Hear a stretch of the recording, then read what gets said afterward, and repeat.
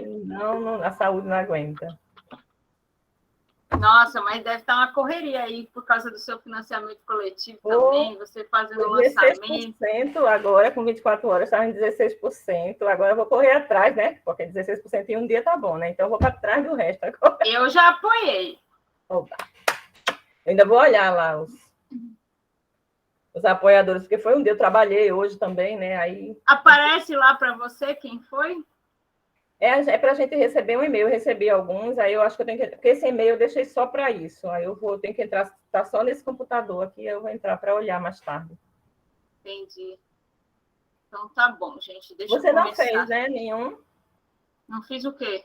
Financiamento? Não. Não. Foi direto. O que eu vou fazer? Eu estou terminando meu romance, né? Uhum. E romance não dá para publicar artesanal, né? Uhum. Eu acho. Quer dizer, dá, mas vai ser meio complicado, né? Então. Eu conheci uma pessoa que quer fazer assim, viu? Imagina, não, daria, mas dá mais trabalho, porque o tipo de encadernação que eu vou ter que fazer vai ser uma encadernação mais robusta. Sim. Eu sei fazer, mas para fazer em grande quantidade... Esse é o problema. Aí, o que acontece? Eu vou tentar me inscrever em algum prêmio literário, alguma coisa, até o meio do ano. Se não rolar, aí eu pretendo, no final do ano, fazer um financiamento coletivo desse romance. Mas eu já quero começar a fazer orçamento de gráfica, tudo, porque se não der certo, eu já Não quer colocar no Kindle, não, desse ano? Eu pensei em colocar no prêmio Kindle, porque o meu romance, o tamanho dele, para os outros prêmios, não está dando, ele é menor, entendeu? Sim. E, por exemplo, o prêmio Sesc agora não tinha condição, porque eu tenho menos caracteres, né? E geralmente esses prêmios pedem. Tem um outro que eu acho que não pede, que é o Manaus, eu vou ver. Mas eu vou tentar alguns desses prêmios. Se eles não tiver como, eu vou tentar o prêmio Kindle. Mas se não rolar, eu vou fazer o financiamento coletivo, né? Porque com o Kindle você começa a divulgar por ali e com o tempo vai ver a questão de gráfica, né? Não, mas aí eu já quero deixar, eu já quero começar a ver como é que faz o financiamento, porque aí se eu não passar no concurso, né, nesses prêmios, eu já estou com as coisas engatilhadas, entendeu? Porque para não deixar, tipo, para muito longe também do ano que vem. Mas, assim, eu quero fazer autopublicação, eu não penso em ir para a editora, porque como eu vivo de arte, eu prefiro fazer... assim, eu até quero lançar de vez em quando por editora, porque é bom para ter uma autoridade, né? Eu tô saindo dessa, viu, Yara? Eu vi no grupo, até teve essa discussão, a menina falando muito dessa questão do selo, né? Vou ver orçamento com selo, porque o financiamento coletivo depende, eu posso fazer com um ou com outro. Eu já tenho orçamento de gráfica e vou ver com o selo, porque a gente ainda fica assim com aquele gostinho. Mas é um selo o quê? Que eu estou comprando? Não. Eu queria um selo que eu fosse submetida e ele quisesse publicar, né? Aí eu acho assim, sabe, Yara? As coisas estão mudando. Eu penso muito em ser só autopublicação mesmo, o selo serei eu. Isso. Porque a gente vai falar sobre isso daqui a pouco, na verdade, porque o tema de hoje é esse, a publicação. Aí a gente fala um pouco sobre isso também, mas em essência o que eu vou fazer com ele é isso, porque vou publicar ainda por editora de vez em quando, e eu tenho como ter material para isso também, mas esse ano já vai sair um meu por editora, que é o da Auroras, então eu não vou publicar o romance também pela editora e tal, então eu quero equilibrar aí. O da Auroras você submeteu, né? Sim, já foi aprovado no ano passado, está em processo de edição. Vai sair provavelmente agora, mês que vem, ou no máximo abril, eu acho. Eu fiz o meu porque eu queria publicar independente, senão eu ia colocar nos que teve agora para submeter. Só que você esperar 6 meses para ter um resultado, para não sei o quê, aí eu não queria. Eu digo, não, eu tenho que fechar esse ciclo até abril, porque eu tenho esse ano meu todo cronometrado. Tem que fechar até abril. Por isso que eu botei maio lá, mas eu quero entregar em abril. Segredinho. Nós estamos adiantando todo o assunto aqui de publicação. Vamos... Eu estou apresentando aí para vocês. Está aparecendo aí a tela, Milena? Tá. Beleza, deixa eu voltar aqui para o início. Então, gente, hoje o assunto é justamente isso, o livro, né? Primeiro eu vou falar um pouco sobre a construção do projeto do livro e depois eu vou falar sobre a questão da publicação, né? Que é um pouco disso que a gente estava conversando agora. Então, sobre o livro, eu acho assim, primeiro ponto que eu queria colocar, tá? Primeiro ponto que eu queria colocar é sobre essa questão de enxergar um livro como uma totalidade, como um projeto, porque, assim, todas essas coisas que eu vou trazer aqui hoje têm a ver um pouco das experiências que eu vivi de publicação, tanto de forma independente como também pela editora, né? Então, eu vou trazer um pouco das minhas experiências para cá, né?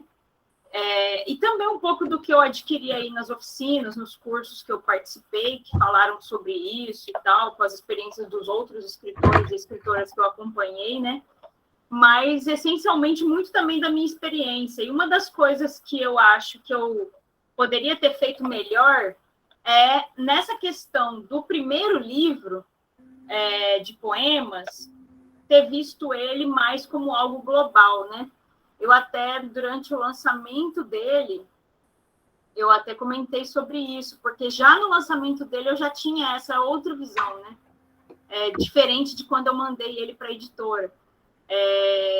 Então, quando eu lancei o Sádica Sílaba, ele foi um livro que eu reuni muitos poemas de vários anos da minha vida e de vários temas também. Então, quem lê o Sádica Sílaba vai estar dividido por partes, mas ele vai ter temáticas muito distintas. Então, você vai encontrar poemas sobre o ambiente de trabalho na fábrica e poemas eróticos. Você vai encontrar poema de amor e poemas metalinguísticos. Então, o que eu fiz na época? Eu reuni aqueles poemas todos que eu achava que eram os melhores de todos os anos da minha vida, porque eu fui publicar esse primeiro livro com 38?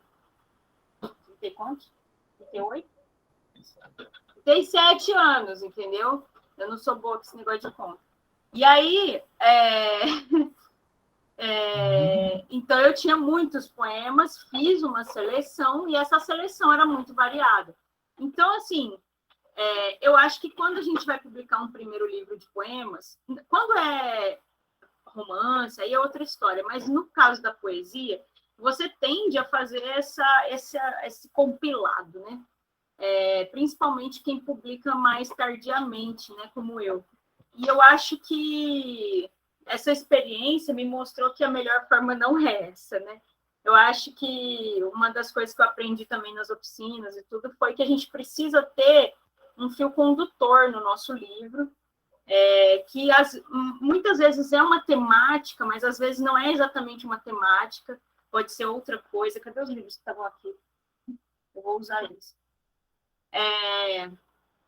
Pode ser outra coisa, que não seja exatamente a temática, pode ser a forma como os textos se conectam, mas é preciso que ele tenha uma lógica, né?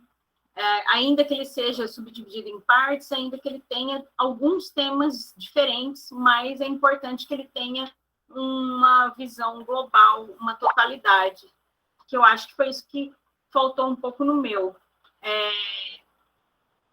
E então, aí só para dar um exemplo, um livro que eu acho que, apesar de trazer diferentes temas, traz uma construção global, digamos assim, de totalidade. Eu vou mostrar aqui para vocês.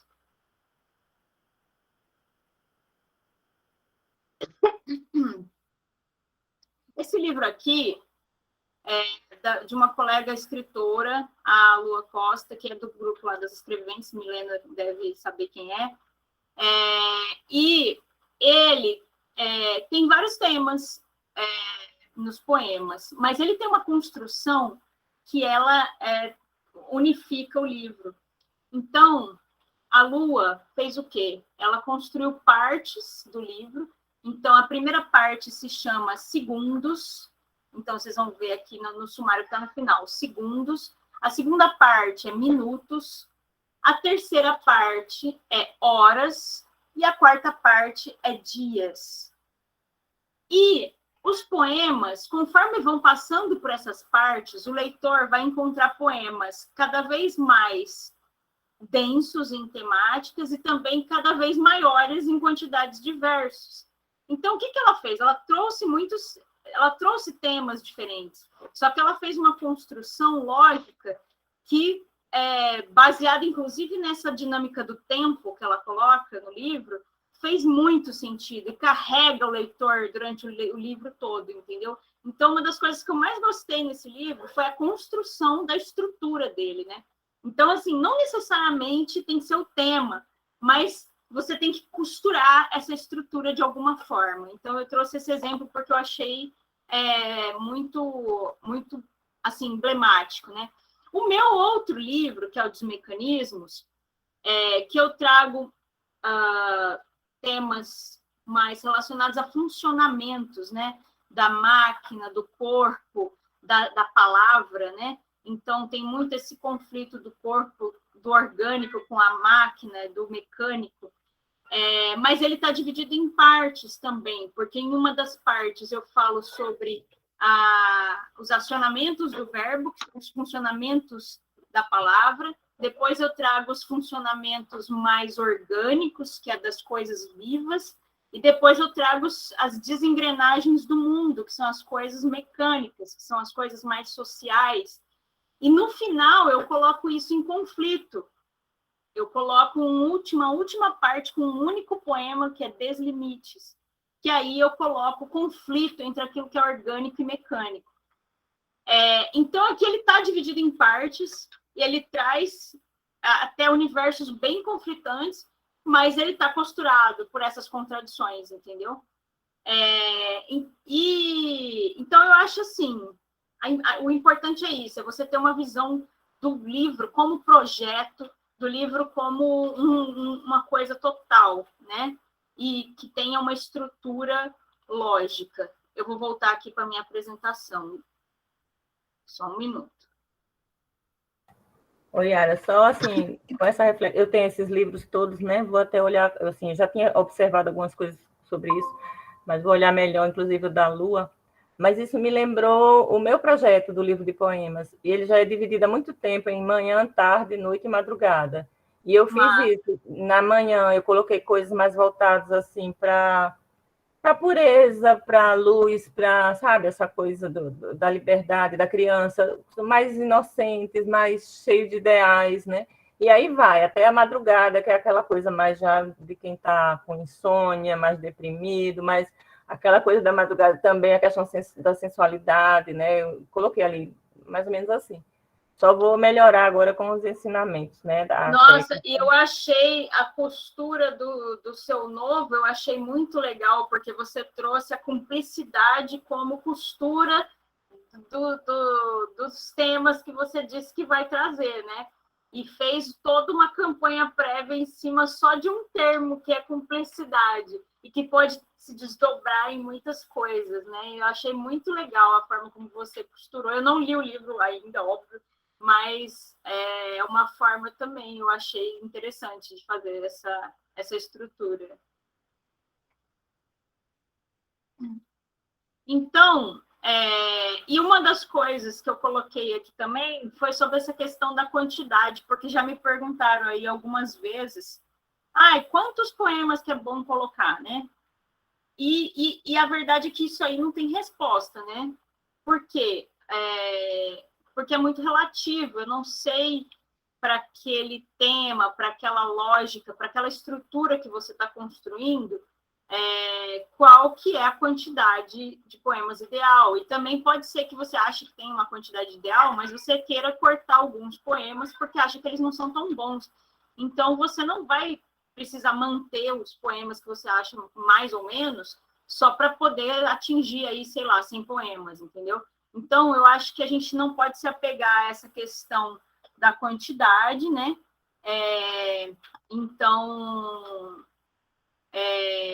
existe, às vezes, uma tensão para isso, né? Para algumas pessoas, pelo menos.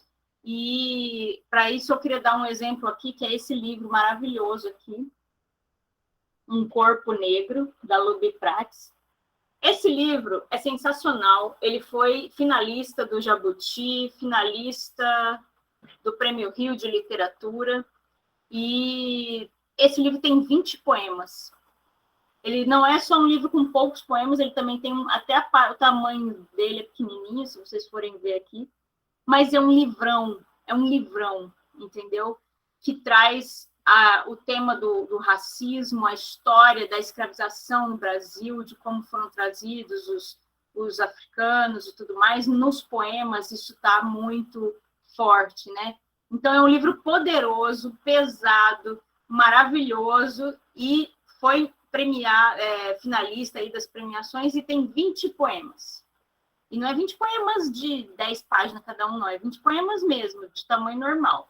Então, assim, para vocês saberem que quantos poemas é uma pergunta que não importa mesmo, entendeu?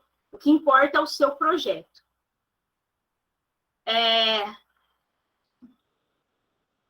E aí, voltando. Está aparecendo aí a tela?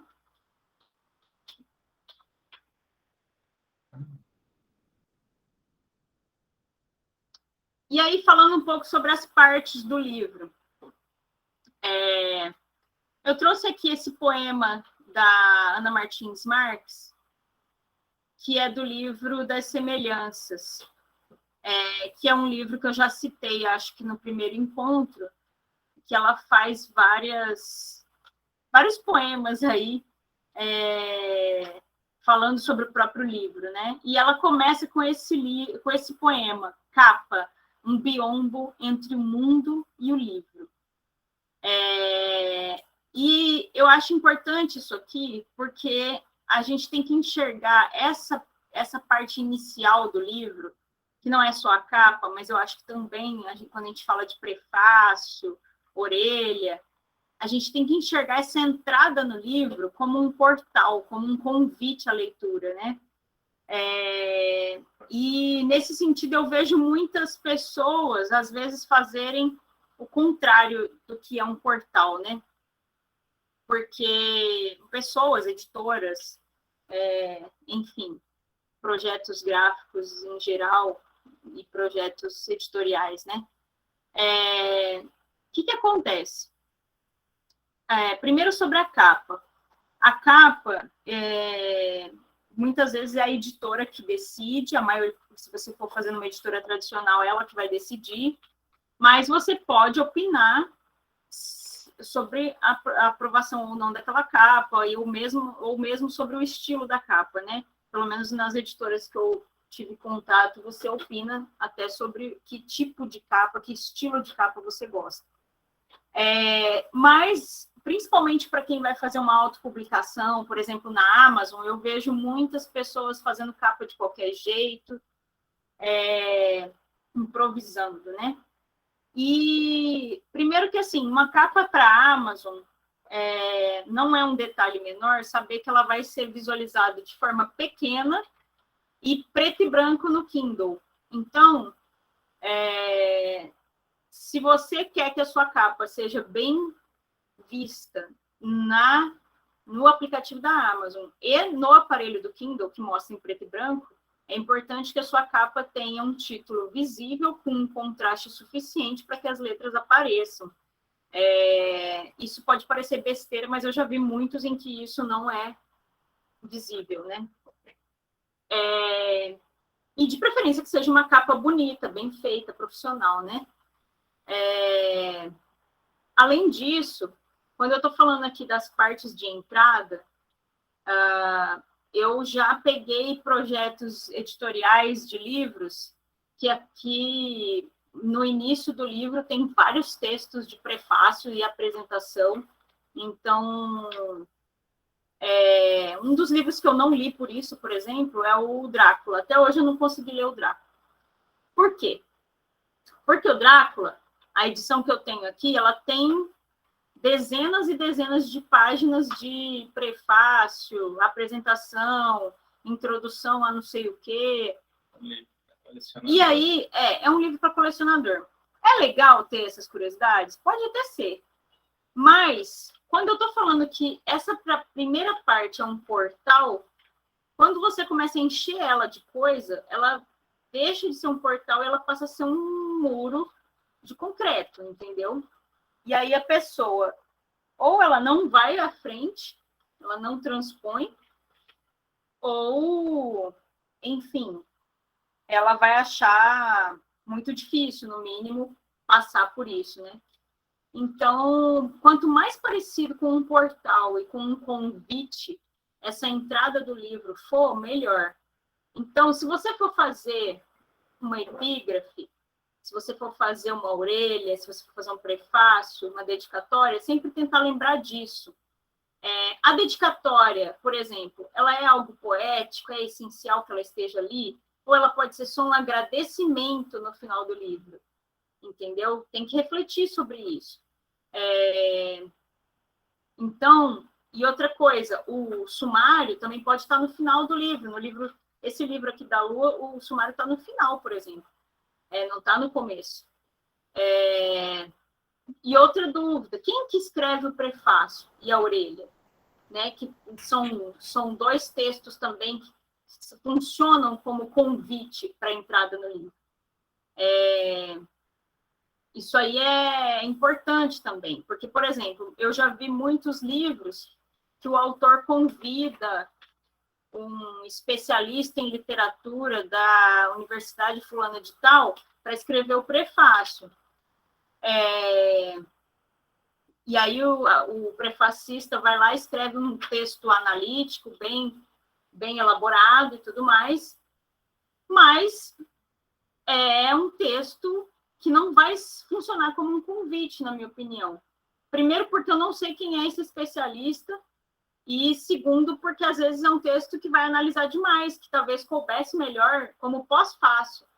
Então, quem eu chamaria para fazer um prefácio e uma orelha para o meu livro? Quem eu chamei? Pessoas que são mais famosas do que eu, primeiramente.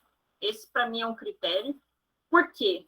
Porque você tá chamando alguém que vai ficar lá na porta do seu livro, convidando as pessoas para entrar. Se for alguém mais famoso do que você, certamente o público vai entrar muito melhor, né?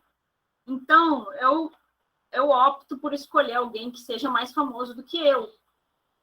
E não é à toa, por exemplo, que o Walter Ugumãe, quando foi publicar no Brasil, teve prefacistas como Caetano Veloso.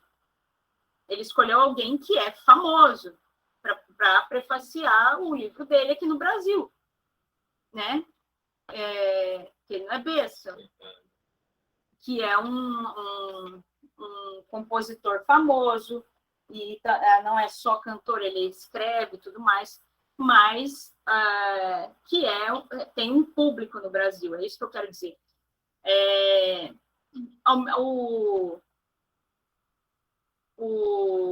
A TAG, outro dia, teve uma polêmica, porque ela publicou um livro e colocou o Pedro Pacífico, que é o Bookster, como prefacista do livro. E aí um monte de gente foi lá e criticou a TAG por causa disso, gerou uma polêmica lá. Não sei se vocês acompanharam, mas eu olhei aquela polêmica e falei, gente, alguém falando lá nos comentários, porque tem tantos especialistas em letras, tantos doutores, tantos não sei o que no Brasil. Eu falei assim, gente, não é esse o critério para escrever prefácio, não. Para escrever prefácio tem que ser alguém que chega e fala assim, venha ler o livro, venha ler o livro. É o que ele faz da vida. E é o que o Bookster faz da vida. As coisas que o Bookster fala, leia, as pessoas leem, entendeu? Então, quer escrever, se você acha que é importante ter um especialista que você gosta falando sobre o seu livro, fazendo uma análise, se você acha que é importante um amigo seu, escritor, que não é tão famoso. Então, por exemplo, eu quero a Milena. Milena não é mais famosa do que eu tenho mais seguidor que a Milena, mas eu gosto da Milena, eu quero que a Milena escreva um texto sobre o meu livro. Coloca o texto da Milena lá no pós-fácil, gente. Na boa, funciona, vai dar super certo, entendeu? Só que na entrada do livro, você bota alguém que vai chamar o leitor para o seu livro, entendeu? Essa é a minha dica. No Sádica Sílaba, chamei Itamar Vieira Júnior, quando ele ainda não tinha vencido o Jabuti, com a sorte que eu tive. Depois ele ficou mais famoso ainda, mas na época ele era só um pouquinho mais famoso do que eu. Ele tinha uns 3, 4 mil seguidores na época, e o livro dele tinha acabado de sair, porque ganhava lá o prêmio Leia, né, em Portugal, mas no Brasil ainda não estava badalado, não. Chamei ele, né? Ele topou, escreveu e depois bombou. Hoje eu não consigo mais nem falar com esse homem. Então, assim, e outra, eu fiz na cara de pau, tá, gente? Eu não conheço Itamar Vieira Júnior e eu abordei vários escritores famosos na época, assim como eu sempre faço. Mas é na cara de pau mesmo. Se você não tentar, você não vai, né? Então, talvez você não consiga o Itamar Vieira Júnior hoje, porque o Itamar está muito pop. Talvez você não consiga o Caetano Veloso, mas tenta ir alguém um pouco mais acima do seu degrau. Então, por exemplo, nesse novo que vai sair meu pela Penalux, quem vai fazer a orelha é a Cadantas, já fez, na verdade, e quem fez o prefácio foi a Dia Nobre. As duas são mais famosas do que eu, certo? Maravilhosas, inclusive. Então, eu estou falando isso porque eu já vi tantas pessoas fazerem coisas diferentes disso e dá tudo errado, sabe? Então, eu estou só dando as minhas impressões aí sobre como isso é importante, né, para a gente poder trazer as pessoas para dentro do livro, né? Deixa eu voltar aqui. Então, sobre a entrada do livro é isso, que eu acho que uma das partes mais importantes, eu acho, é essa, gente. A capa, prefácio, orelha, é essa entrada, né? Aí eu trouxe o poema da Ana Martins Marques, que se chama Primeiro Poema. O primeiro verso é o mais difícil. O leitor está à porta. Não sabe ainda se entra ou só espia, se lança ao livro ou finalmente encara o dia.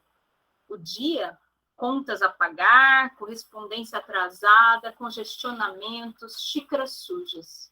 Aqui, ao menos, não encontrarás, leitor, xícaras sujas. Então, ela está falando sobre essa questão do começo do livro, determinar se o leitor vai entrar ou não. Aquilo que eu estava falando. E aí ela traz o segundo poema do livro das semelhanças, que é esse aqui, o segundo poema. Agora, supostamente, é mais fácil. O pior já passou. Já começamos. Basta manter a máquina girando, pregar os olhos do leitor na página, como botões numa camisa ou um peixe preso ao anzol, arrastando consigo a embarcação que é este livro, torcendo para que ele não o deixe. Para isso, só contamos com palavras, estas mesmas que usamos todo dia, como uma mesa, um prego, uma bacia, escada que depois deitamos fora. Aqui, elas são tudo o que nos resta, e só com elas contamos agora. Então, aqui ela vai falar sobre essa engrenagem, né? Que depois que você trouxe o leitor para dentro, você tem que manter a máquina girando, você tem que manter esse peixe preso no anzol. Essa embarcação no ritmo. E para isso você vai ter que contar com as suas palavras. Então, o que isso nos mostra? Que também, apesar de ter um início, uma abertura importante, então você pode fazer uma capa maravilhosa, um prefácio do Itamar Vieira Júnior, um primeiro poema sensacional, só que depois você vai ter que manter aquele leitor ali dentro. Então, não adianta você colocar, por exemplo, os seus 3 melhores poemas lá no começo e depois você ir decaindo, ir degringolando, entendeu? O livro ele tem que estar equilibrado e ele tem que manter essa máquina girando. Então, é importante que você mantenha a atenção desse leitor. Por isso que eu falei assim, não tenha pena de você tirar um poema que é menos bom só para poder deixar o livro do tamanho que você quer, não. Porque você vai ter que manter essa máquina girando. Então, é importante que ele esteja redondo, né? O conjunto do livro aí e dos poemas. Por isso que eu acho também que cortar é parte disso também, dessa questão desse equilíbrio e dessa máquina. E aí, então, com isso, eu encerro um pouco daquela parte sobre o livro, né? Sobre como pensar o livro, porque o livro de poemas eu acho que tem a ver com isso que eu falei, com essas partes e com você tá aprendendo essa atenção do leitor e com essa visão da totalidade. E aí eu entro na parte sobre publicação. Tem alguma pergunta sobre a parte de livro? De Oi, Yara, uma coisa que eu estava vendo por causa do meu livro porque no Kindle, a pessoa, quando vai ver a amostra, né, só vê algumas páginas, por isso que é muito importante você não gastar fôlego ali no começo. Eu andei pensando em deixar o sumário no final, embora que, não sei, vou ver. Eu tinha feito uma apresentação ao invés de um prefácio, mas de hoje que eu estou paquerando aí ver se eu consigo um prefácio. E tem o pós-fácil, a orelha e a contracapa estão bem assinados. Agora, a questão dos agradecimentos também, eu vou colocar para o final também, que é para ver se ali na frente eu chego logo no que interessa. E em relação ao primeiro ponto também, ouvindo também você agora, e isso que eu já venho pensando, me veio na ideia que eu acho que não vai ficar uma linguagem, porque eu fico muito preocupada com o público, né, por conta da minha linguagem, que eu não quero impactar para uma pessoa que não está muito acostumada com o tipo de linguagem que eu tenho, embora que eu lá já coloquei algumas coisas menos rebuscadas. Não é que eu escreva rebuscado, né? Na linguagem literária eu evito isso, mas a questão, por exemplo, quando uso um fluxo de consciência, quando mudo de narrador, essa coisa, né? Eu deixei isso tentei fazer de uma forma que a pessoa vá se acostumando. Então, meu primeiro conto, ele é um conto muito narrativo. É um conto, tipo, eu vejo ele como história antiga. E aí eu digo, nossa, mas quem olhar esse primeiro conto, se fosse eu que olhasse, eu ia dizer, eu não sei não, eu não ia gostar tanto. Eu gosto dele porque é meu, mas não é o meu estilo, assim, de leitora. É porque eu, como escritora, baixa e sai a coisa de acordo com o que os personagens pedem e a história. E aí, você falando agora, me veio a ideia, eu estava querendo trocar pelo segundo, porque foi uma sugestão que eu tive da pessoa que fez a orelha, que é a Carla, que é uma Gerson. E aí, agora me veio um outro que eu acho que fica legal na frente, que vai impactar mais, mas que tem uma leitura boa, né? E aí, isso é importante, que ele dê um impacto, porque provavelmente, meus contos são curtos, o pessoal talvez chegue até o terceiro. Então, é muito eu ter cuidado com isso aí, né? Não, é isso que eu estou falando, por isso que eu falei tanto sobre isso. A entrada do livro é decisiva, eu acho. Se você pega um livro, começa a ler e tipo, não engrena, eu, pelo menos, não vou, entendeu? Então, essa coisa, por exemplo, de encher de coisa... Tem livro que eu peguei já da Patois mesmo, que tinha 3 prefácios, gente. Eu olhei aqui e falei, não pode ser. E eu pulo todo. Tiago pula, Tiago não lê o prefácio. Entendeu? Meu marido. Então, assim, às vezes você está atrapalhando o seu leitor a chegar onde você quer que ele chegue, né?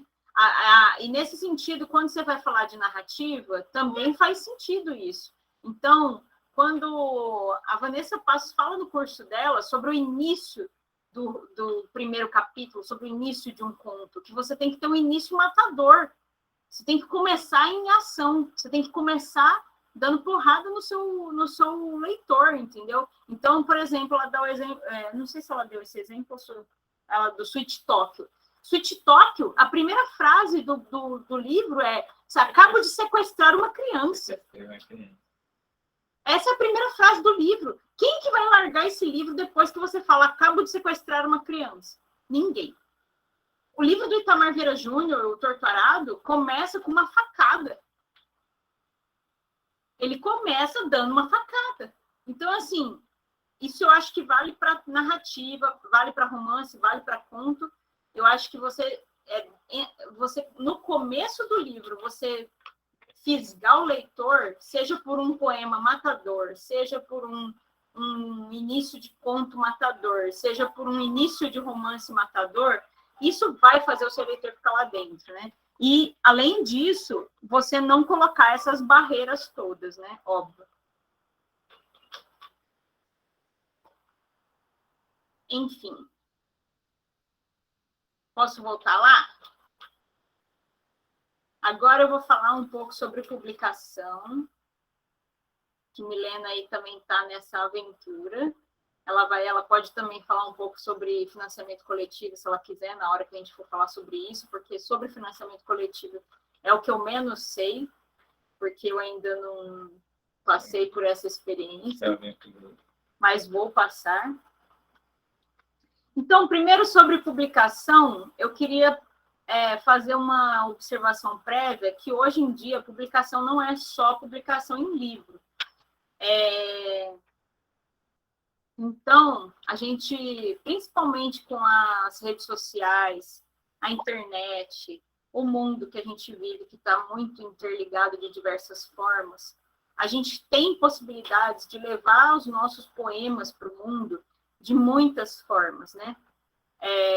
Então, eu trouxe aí 2 exemplos que nem são exatamente de redes sociais, eles estão nas redes sociais, mas eles são intervenções em espaços públicos, que é Projetemos e o Papel Mulher, que leva poesia para esses lugares públicos, seja para prédios, para postes e tudo mais, mas a publicação da nossa poesia, ela pode ser feita de muitas formas.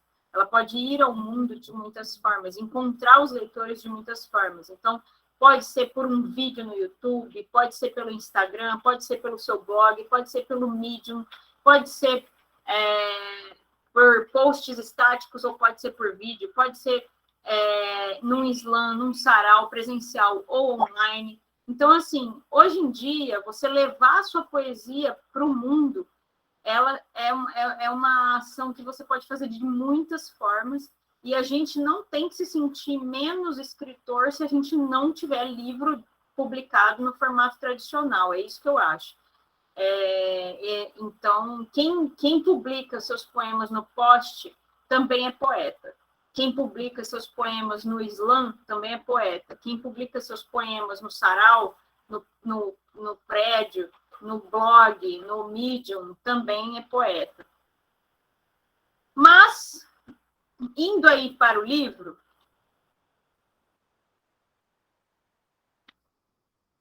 como publicar, né? Eu trouxe aí uma lista de várias possibilidades hoje que a gente tem para publicação, que vocês já devem ter ouvido falar de várias, vocês que estão aí presentes, vocês que vão assistir a gravação,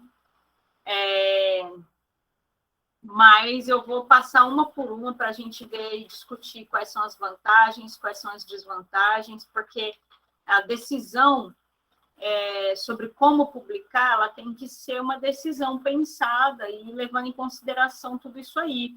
Quando eu mandei meu primeiro original para as editoras, eu não tinha essa visão de que havia tantas formas assim de se publicar um livro.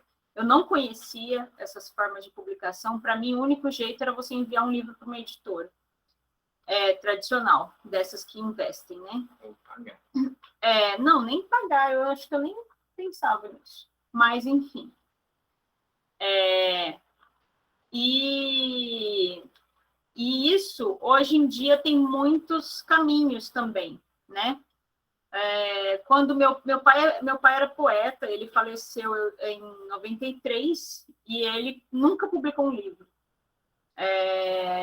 E na época dele, para publicar um livro, você tinha que datilografar a máquina, o seu original, e levar nas editoras pessoalmente ou mandar pelo correio, né?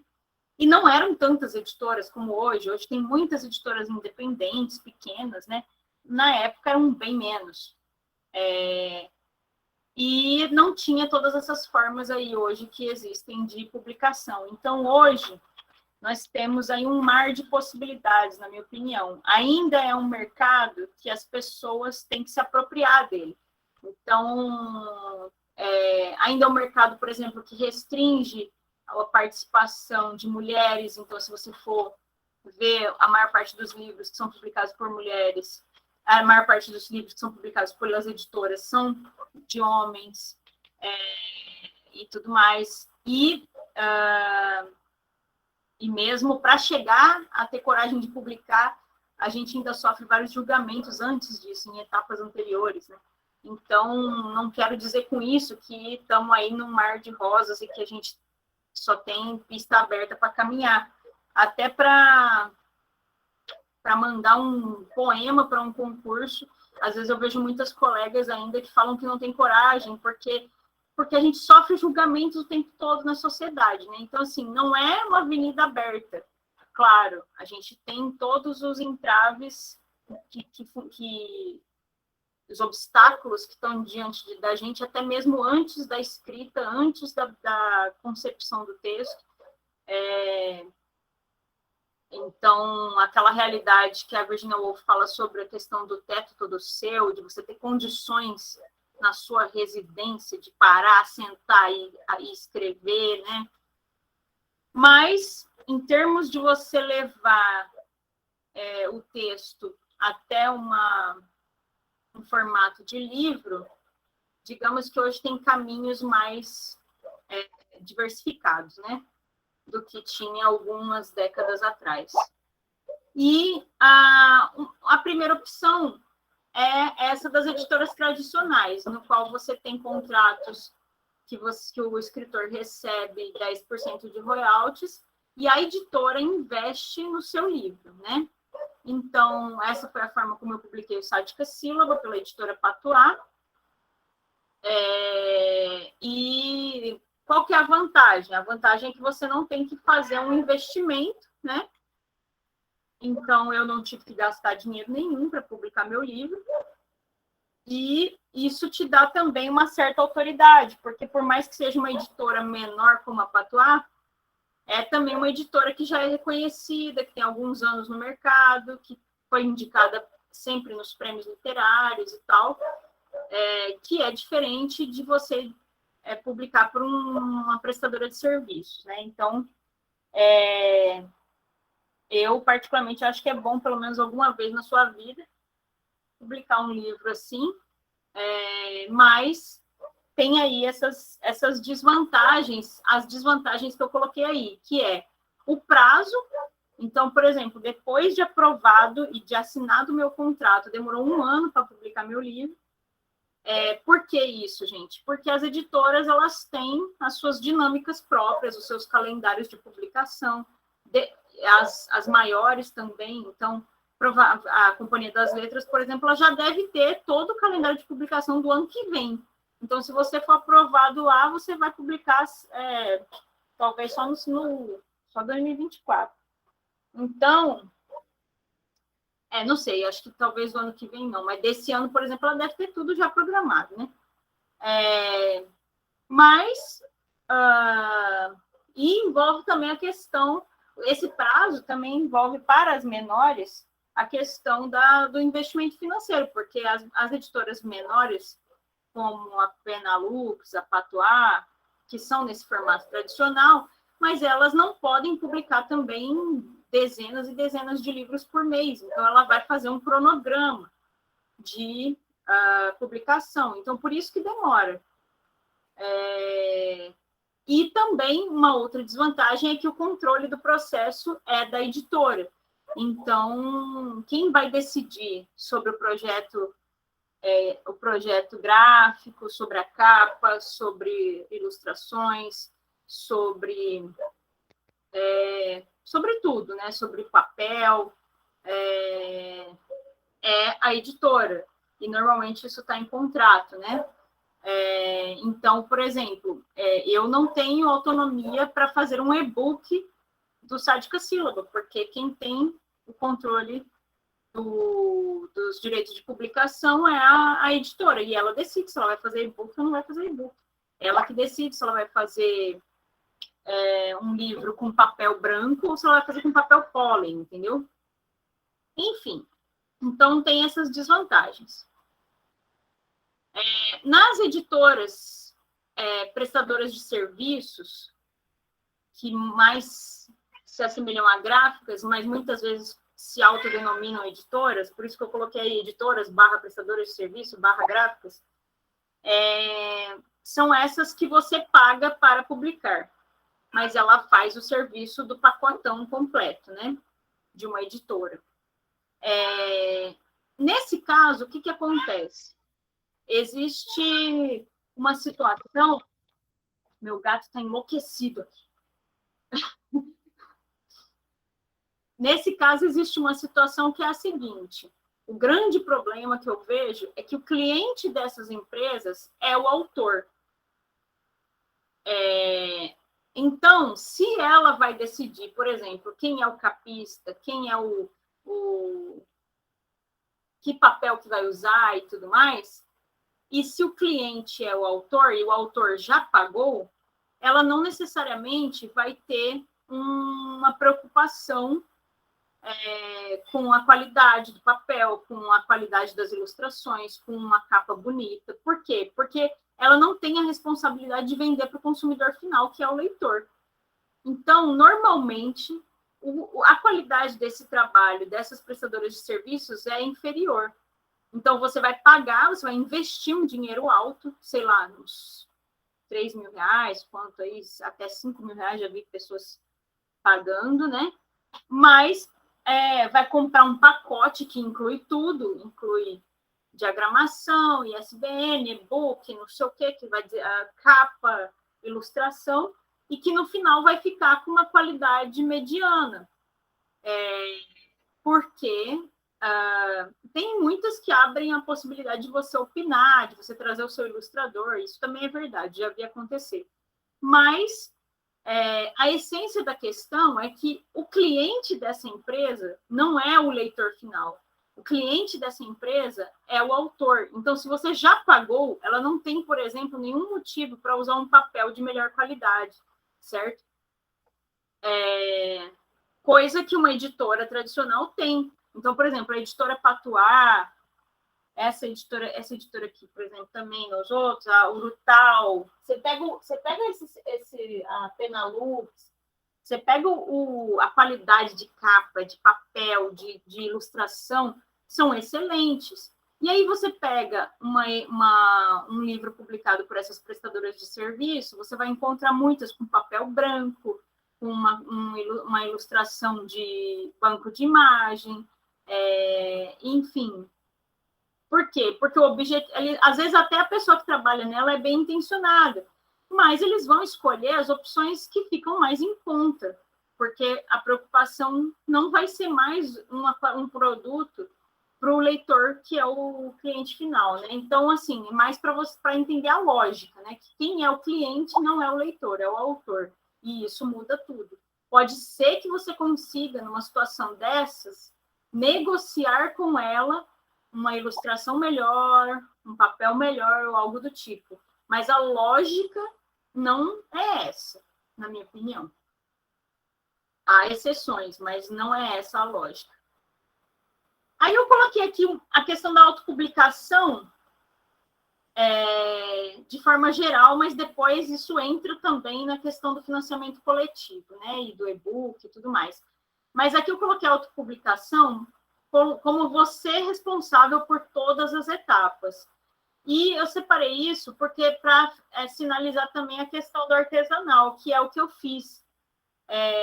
para mim, foi uma experiência muito rica e diferenciada fazer todas as etapas do meu livro. Eu fiz todas as etapas. Então, até porque eu tenho conhecimento sobre diagramação, eu tenho formação nessa parte, né? Eu tenho formação em comunicação, e eu aprendi a diagramar, sei fazer design, e aí eu fiz o meu próprio livro, desde a parte da escrita dos poemas, óbvio, mas também fiz a diagramação, o projeto gráfico, a concepção da capa, a concepção dos materiais, a escolha dos papéis, a escolha dos detalhes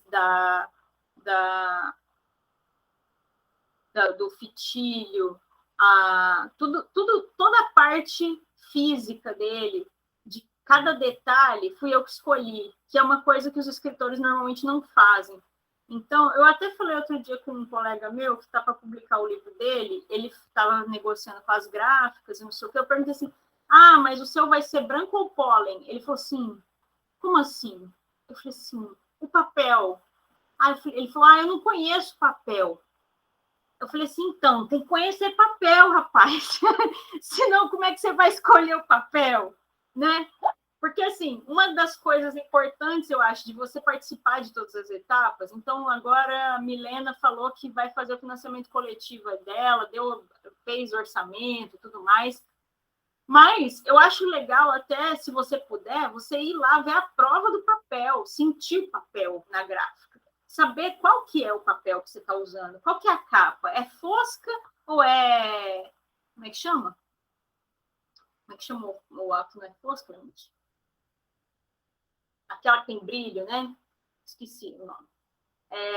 Mas, enfim, vai ter um corte diferenciado, vai ter orelha, porque eu já vi livro de prestador de serviço que nem orelha tinha, né? Então, assim, você tem como controlar as etapas do processo, mesmo se não for o artesanal. Então, eu coloquei aí embaixo o financiamento coletivo, que você não tira do próprio bolso e faz do seu jeito, né? A vantagem do financiamento coletivo é essa, não tirar do próprio bolso. Mas eu vi muitas pessoas que fazem o financiamento coletivo, só que depois vai lá e contrata uma prestadora de serviço que faz um pacotão. Então, assim, eu não acho que isso é tanta vantagem. Eu acho que a vantagem de você não tirar do próprio bolso, fazer o financiamento coletivo, é você fazer o orçamento de cada coisa e escolher tudo do seu jeito. Você dizer assim, eu quero meu marca-página assim assado, eu quero meu papel amarelo pólen, eu quero a gramatura 80, eu quero o orelha desse jeito assim assado, eu quero que dentro da orelha tenha a parte interna, tenha um desenho assim, uma textura, entendeu? Então, assim, e para isso, eu acho que também a gente, como escritor, tem que se apropriar desses conceitos, entender o objeto livro, né? Entender de papel, pesquisar, saber que tipo de material que usa, como que é feito, entendeu? Então, para quem vai fazer um financiamento coletivo, e eu pretendo fazer, se eu for fazer o meu financiamento coletivo, eu vou fazer dessa maneira, eu acho que o melhor dos mundos seria você fazer do seu jeito, orçar o ilustrador que você quer, o capista que você quer, a gráfica que você quer, o papel que você quer. Não contratar uma prestadora que vai fazer um pacotão. E tem a opção do e-book na Amazon, que não é só na Amazon, né? Tem no Kobo, qual que é o outro? Tinha mais Clube dos Autores também. O Clube dos Autores, eu coloquei aqui embaixo como plataformas de publicação sob demanda, que é o ICLAP. Tem e-book também lá, né? Isso, mas esse daí funciona de uma forma um pouco diferente, porque é aquela que faz publicação sob demanda, que se você for lá, você publica um livro impresso, cada livro que for comprado, você publica ele impresso, né? A plataforma, o Clube dos Autores é o ICLAP. Na Amazon e no Kobo, é só e-book mesmo, pelo menos no Brasil, né? Em outros países, a Amazon faz essa questão da publicação sob demanda também. Então, acaba fazendo a mesma coisa que o Clube dos Autores aqui. Mas, por enquanto, essa opção ainda não tem no Brasil, de impressão sob demanda pela Amazon. Pode fazer, mas fica muito caro. Eles estão fazendo agora as parcerias, né, com impressão aqui. Ah, é? Aí eu não sei como está funcionando. Mas, por enquanto, muito caro, porque teria que vir dos Estados Unidos. Então, fica inviável um livro. Então, não faz aqui. Eles têm que... por isso que eu falei que não tem aqui. A Amazon, por enquanto, é mais para e-book mesmo, né? E o Kobo também. E nessa opção da Amazon, você tem até 70% de lucro sobre o valor de capa, publicando pela plataforma lá do KDP, e também você pode publicar no plano Unlimited. Lá no KDP você tem o Unlimited, que você recebe por páginas lidas. Então, além da venda, então meu e-book dos mecanismos está lá na Amazon e eu recebo R$14,90, ele custa R$14,99 e eu recebo, sei lá, em torno de R$10 pela venda unitária, mas eu também recebo pelo Kindle Unlimited. O Kindle Unlimited é uma assinatura, para quem não conhece, que muitas pessoas leitoras fazem esse tipo de assinatura, que permite você ter acesso a muitos livros na Amazon sem ter que pagar mais, né? Então, você assina, sei lá, por R$20, R$30 por mês e lê uma infinidade de livros lá que estão disponíveis dentro dessa assinatura. E aí, o que acontece? Quando a pessoa lê meu livro, veja bem, não é quando ela faz o download, tá? É quando ela lê. Cada página lida vai contar lá e vai cair um dinheirinho para mim. Então, eu recebo por páginas lidas. Então, sempre eu vou lá e vou contabilizar quantas páginas foram lidas. É um valor pequeno? É um valor pequeno, mas você vai estar recebendo. Então, você recebe de duas formas lá na Amazon, né? Por venda e por essa questão das páginas lidas. Mas você pode optar por não cadastrar também nos dois sistemas. Se você quiser cadastrar só na venda e não colocar no Unlimited, também pode. Outra forma de publicação é através de concursos e editais públicos. Os concursos são bem mais difíceis, né? Porque, primeiro, em geral, só ganha uma pessoa, e é bem concorrido, né? Para quem é poeta, no nosso caso, porque esse curso é para poetas, eu sei que tem gente que faz narrativas aí também, mas no caso da poesia, normalmente a gente sofre porque nos concursos que você ganha a publicação do livro, eles pedem que o seu livro inteiro seja inédito, e normalmente os poetas já têm poemas publicados nas redes sociais. Então é muito difícil você ter um livro todo inédito de poemas. É diferente de romance. Romance, você normalmente tem o livro inédito inteiro, né? Mas os poemas, não. Normalmente você já tem publicado aí uma parte dos seus poemas. E a menos que você tenha aí já pensado o livro antes e não tenha divulgado nenhum poema nas redes sociais, né? Mas, além de tudo isso, você ainda tem que ganhar o concurso, que é difícil também, né? Então, é uma tentativa que dá para ser feita, mas que é mais difícil você conseguir pelo concurso. Os editais públicos já são mais tranquilos para você passar, porque eles contemplam muitas pessoas. Então, tem vários editais estaduais, municipais, que usam verbas públicas das secretarias de cultura para publicação de livros. E tem editais que são específicos para publicação de livros. Então, por exemplo, o PROAC, em São Paulo, ele é um edital para publicação de livros. Então, muitos autores são contemplados, autores lá de São Paulo, para publicação. Em outros estados, em outras cidades também tem. Eu conheço, por exemplo, a Nádia Camussa, não sei se vocês conhecem, ela é uma autora que publicou por edital público, e inclusive ela estava dando uma oficina recentemente sobre como elaborar o seu projeto para participar de um edital público para publicar seu livro, né? Então, é uma possibilidade aí para quem quer publicar e não tem grana para investir, né? E por último, as plataformas de publicação sob demanda, que é isso que a Milena estava falando, do Clube de Autores, a Wiclap. que você coloca o seu livro lá na plataforma, ele fica disponível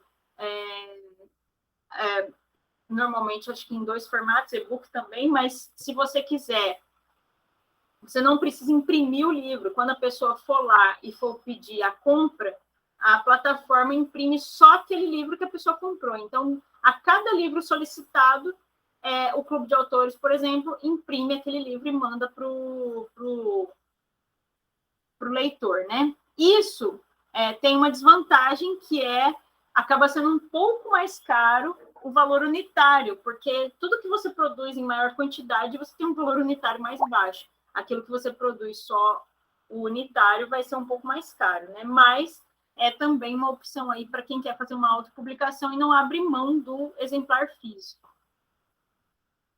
Então, sobre as formas de publicação, gente, é isso. Não sei se tem alguma dúvida aí. Só essa última tela que eu coloquei aqui são algumas coisas sobre editora, né? Que as pessoas me perguntam. Primeiro, como achar a sua editora?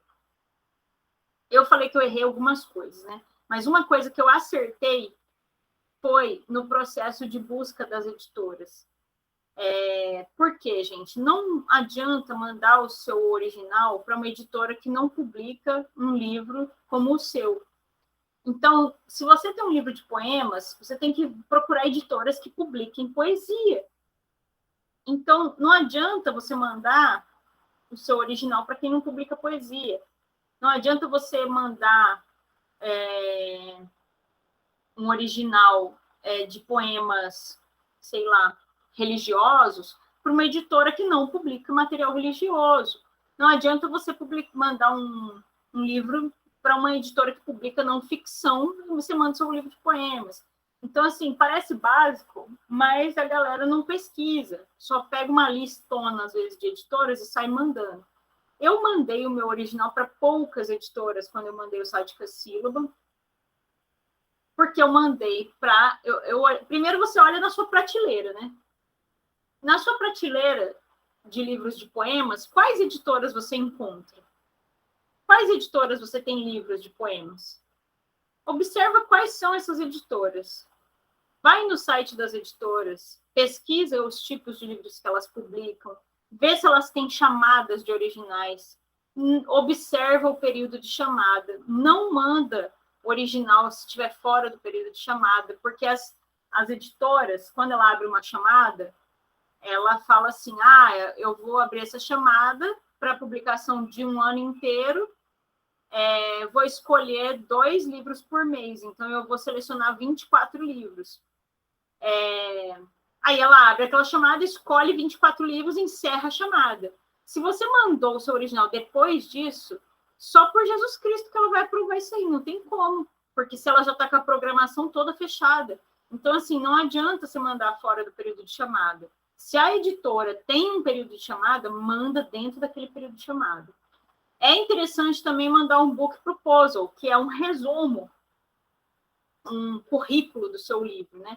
Então, o book proposal, você vai colocar as principais informações suas e do seu livro. Você vai colocar uma sinopse, vai colocar as características, vai colocar a sua biografia, uma mini bio, vai colocar se você faz parte de coletivos, se você tem rede social, se você tem capacidade de fazer divulgação. Isso tudo a editora considera para ler o seu livro. E se você faz uma pequena apresentação com essas informações, evita também da editora não ler o seu original, porque pode acontecer. Imagina, se você só manda um anexo, um e-mail com um anexo e não escreve nada, e não apresenta nada, e o título não interessa para a editora, às vezes ela nem lê. Então, esse book proposal é para convidar a editora para ler o seu livro, né? Para ela não ignorar o seu original. Então, é importante, eu acho. E, por exemplo, o selo Auroras, mesmo que você mande o book proposal e o original, logo de cara, ela vai mandar um e-mail para você e pedir para você preencher um formulário que tem justamente essas informações. Quem é você, qual é a sinopse do seu livro,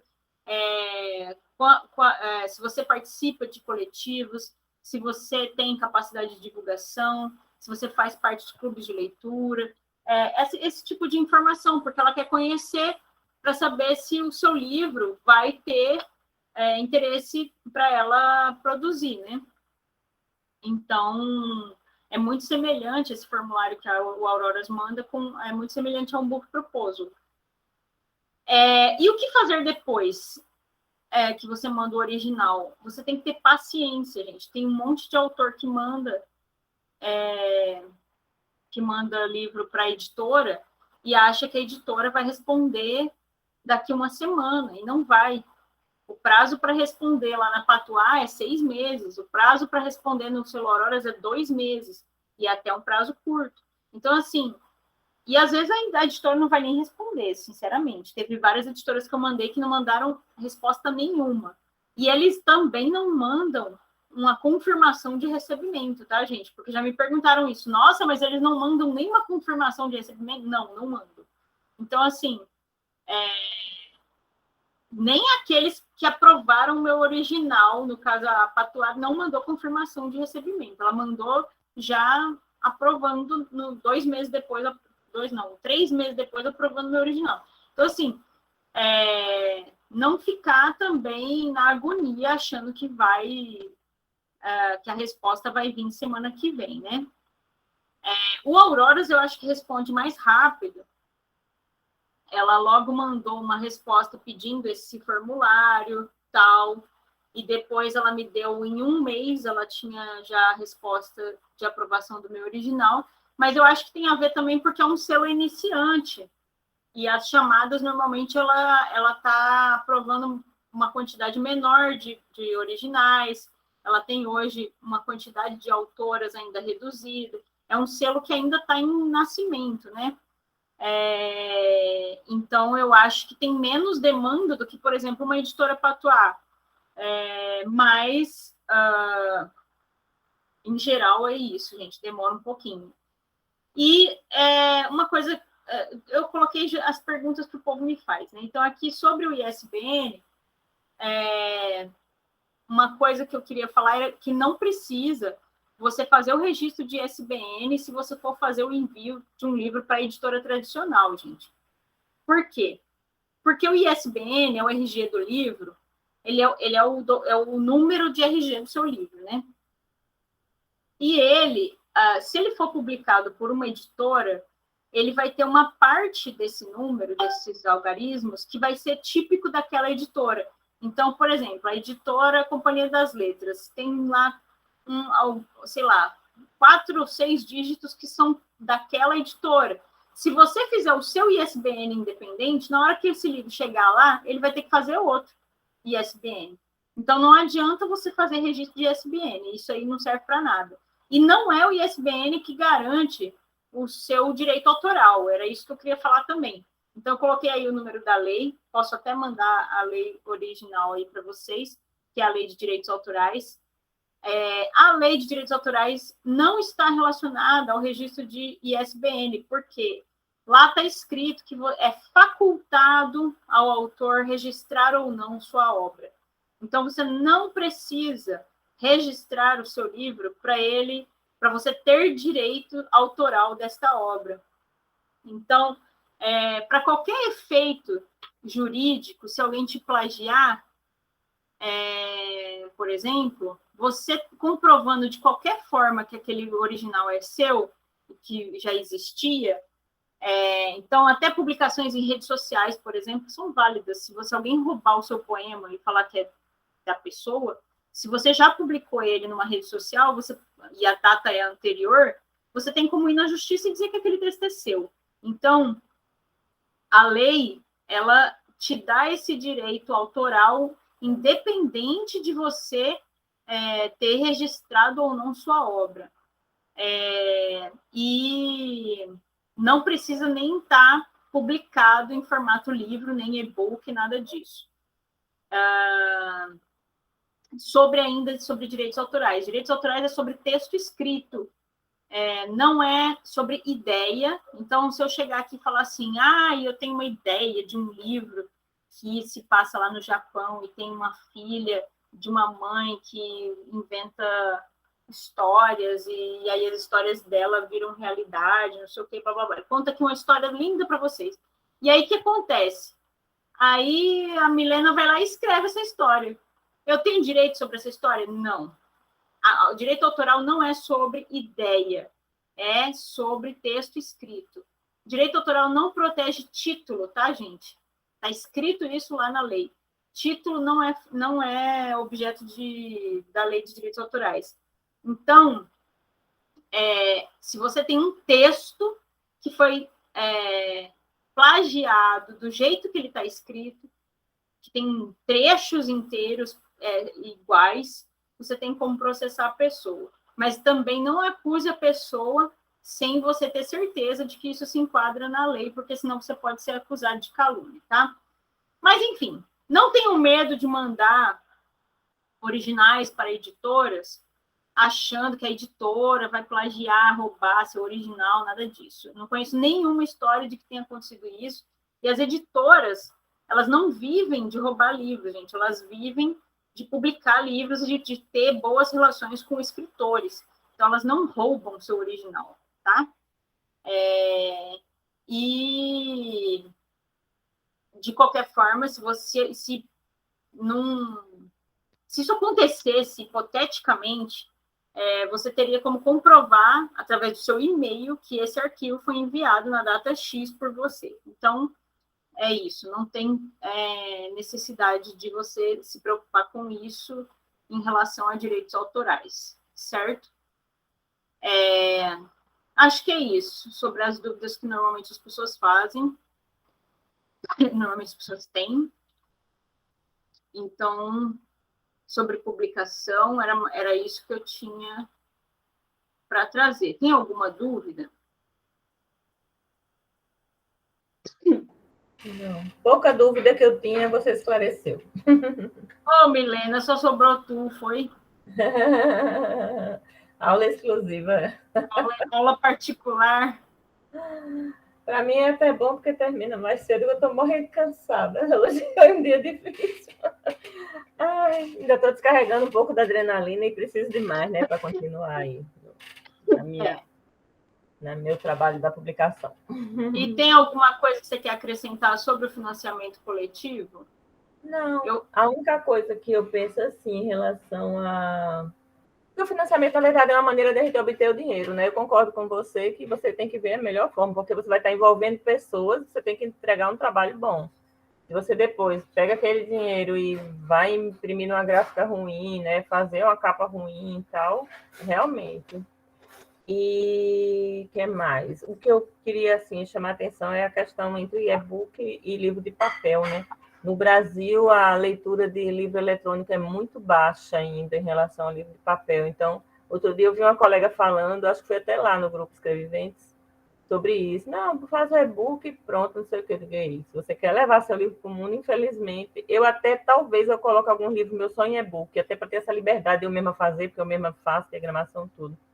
Mas eu acho gostoso ter controle, por isso que eu penso em fazer, né, autopublicação depois e tal. Mas se quiser levar mesmo, assim, divulgar mais, não alcança, não. Muita gente quer papel. Eu vi um percentual, não sei se você sabe, que às vezes eu misturo alguns. Me parece que é pouco mais de 10% dos leitores 10%. que lê, né, e-book, né? Então, retratos da leitura do Brasil, a última pesquisa que foi feita, diz que é 10% dos leitores. Dos leitores. Quem lê. Não é da população, não. Então, assim, ainda é muito baixo. Eu acho que está crescendo, eu acho que tem um potencial, mas as pessoas, eu acho que ainda estão se adaptando a esse formato, né? Eu mesma estou me adaptando ainda. Então... Eu comprei o Kindle agora, depois que a gente publicou a coletânea lá de Corpo Inteiras, né, que eu participei, foi que eu comprei o Kindle. Eu digo, agora eu tenho alguma coisa minha num livro, eu vou comprar. Eu lia no celular. E aí eu fui falar com as colegas minhas, umas que compraram do trabalho, elas não sabiam que podia ler no celular e no computador. pensava que tinha que comprar o Kindle. Eu disse, não, o Kindle é mais confortável, a quantidade, ele fez explicar, né? Mas você pode ler no celular. O celular você pode baixar uma luz, tem luz vermelha, tem outras luzes que você pode ter mais conforto para os olhos, né? Antes eu lia no computador, livros Nossa, não, mas é até difícil para quem não está acostumado. Por exemplo, quando eu lancei o e-book, o Enruarada, que era para o concurso, tinha. Acho que a minha internet que está ruim, chega. Lancei, eu tive que explicar para as minhas primas e tudo como é que fazia para você comprar, abrir a conta lá na Amazon, comprar, baixar e ler. Instalar aplicativo. Olha, eu acho até que nem sei se elas desistiram, viu? Porque quem não está acostumado ainda, não se adaptou a esse novo formato, ainda é difícil, né? Mas, assim, eu acho que tem potencial. Eu gostaria, por exemplo, muito de que as editoras que eu publico, a Patois não faz e-book, né? Então, acho ruim não ter essa opção de e-book. Acho que tem que ter como opção. Tem que ter. Agora, de fato, ainda é muito baixo, eu acho. E mais que leitores, você sabe, ficção já é pouco lida, que também é um percentual, parece que é perto desse, porque o que o pessoal mais lê é autoajuda, é o livro dos blogueirinhos. Então, assim, a gente está no percentual dentro do percentual. Então, eu imagino que do total, talvez 1% esteja lendo, porque já é pouco. Poesia ainda menos, viu, Milena? Amiga, eu sei o que é isso. Dureza. Mas vamos em frente, vamos juntos, vamos apoiando aos outros e sai. Então tá bom, deixa eu encerrar a nossa gravação aqui.